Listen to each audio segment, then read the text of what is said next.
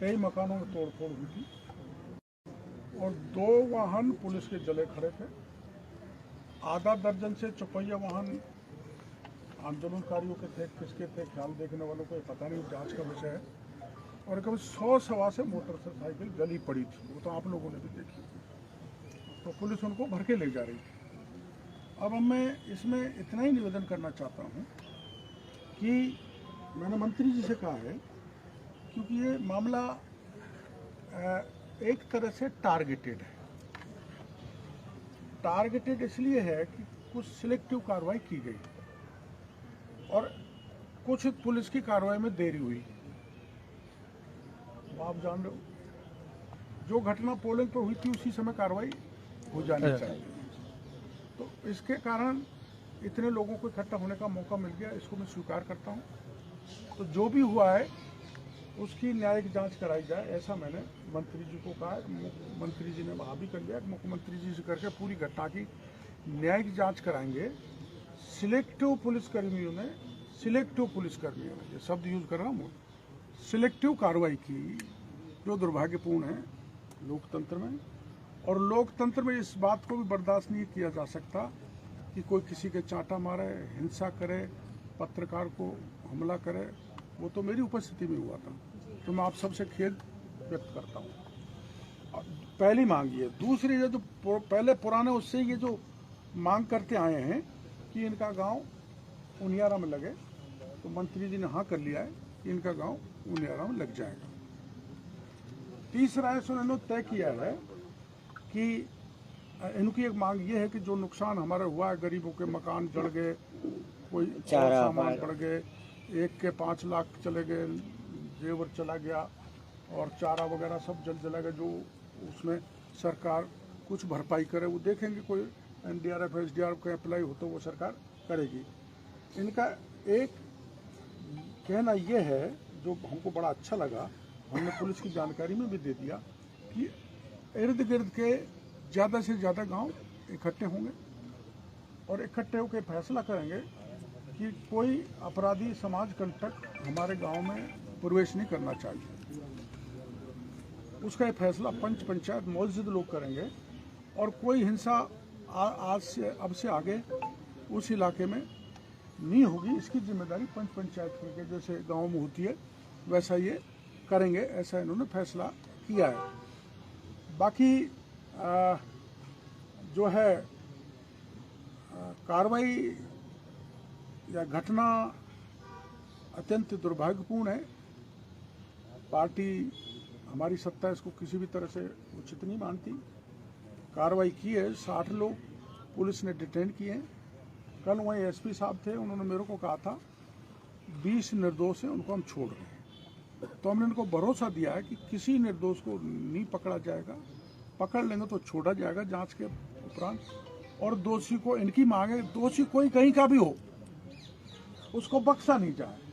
ये कह रहे बाहर के लोग आ गए, कोई कोटा से, बूंदी से, झालावाड़ से, सवाईपुर से, जहाँ जहाँ भी, ये जैसा इनका कहना है बाहरी लोग वहाँ गए और बाहरी लोगों ने उपद्रव किया या लोग किसी ने किया जो अपराधी है, उसको, इनकी भी मांग है, उनको बख्शा नहीं जाए, निर्दोषों को छोड़ा जाए। मंत्री जी ने कह दिया, जैसा मैं कह रहा हूँ, ऐसे SP ने मेरे को कहा है कि 60 में 20 निर्दोष हैं, उनको पुलिस छोड़ देगी। बाकी आगे पुलिस कार्रवाई करेगी। एक हमने ये कहा है कि अब वहाँ शांति कायम हो गई कल मेरे जाने के बाद, तो अब भय का वातावरण नहीं बने, इसलिए पुलिस तो बनी, तैनात रहे, लेकिन दूर रहे, गांव में नहीं रहे। एक सर वो नए आदमियों को परेशान कर रहे हैं, तो ये गांव छोड़ के चले गए, गांव खाली है, तो वो भय निकले, भय मुक्त हो, अपने खेत और पशुओं को संभालें। इस दृष्टि से मंत्री जी ने भी कह दिया है ADG को कि भाई वहाँ पुलिस की छावनी नहीं बनी रहे।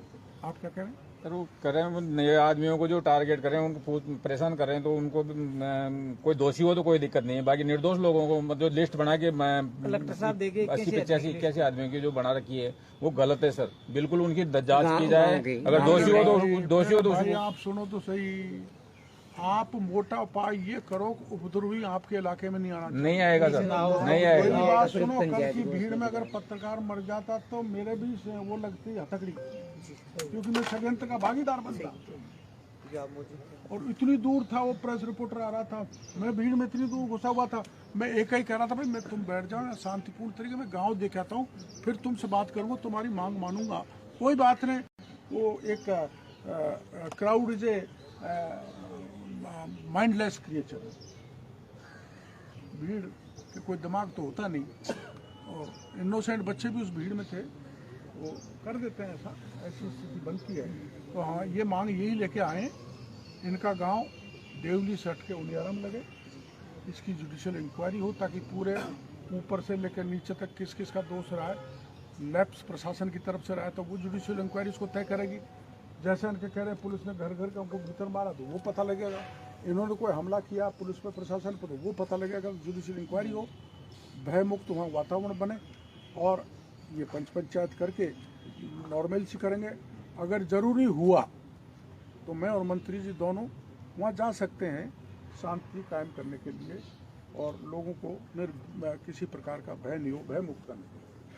डॉक्टर साहब, सचिन पायलट ने बयान दिया है कि पुलिस का जो रवैया था वो बहुत बर्बरतापूर्ण था, पुलिस ने वहाँ पे बहुत ज्यादती की है, तो इससे आप क्या कहेंगे? और आपने भी कहा है कि सेलेक्टेड पुलिस वाले जो थे उन्होंने गलत किया है, तो उन पे क्या कार्रवाई की बात? वो जांच का मामला है।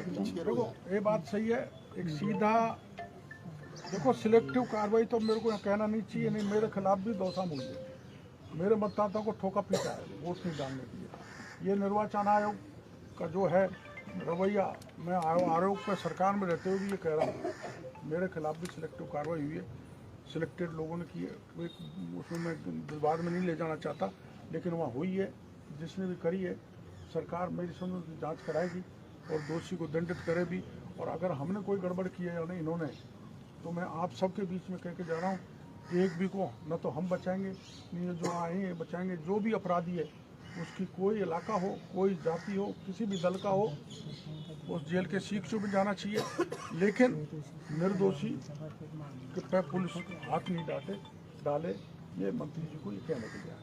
और कोई बात मेरे से पूछना जो किया है वो सही है क्या?